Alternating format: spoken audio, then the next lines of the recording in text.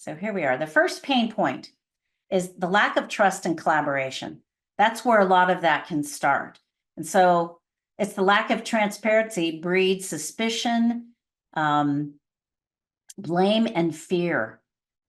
And it also, where team members hesitate to take risks or own up to their mistakes because it might feel punitive. I might get in trouble.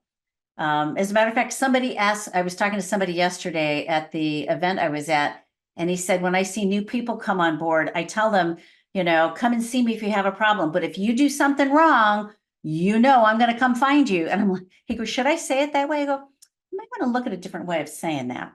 So, but also this lack of trust and collaboration stifles innovation and growth and creativity. The more that you have this collaborative communication, because it's really communicating with your employees, it's amazing what can come forward. So here are some action steps. These are solutions.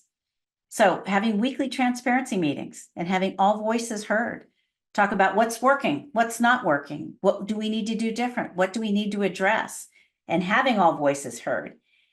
I believe it was 2 months ago. In fact, it was John Burroughs from City IT. I love him. He's wonderful. Because we were talking about different generations and how they communicate with each other. And he said he has a lot of Gen Zs that will come to meetings when they finally do speak. They might have a crazy idea, but what he says is, hey, what I like about that is, and then he fills in the blank. So it allows them to know that John's listening and also that he appreciates their feedback. It may be a crazy idea that never happens, but it doesn't shut it down. So that's important in those meetings too. I love that tip.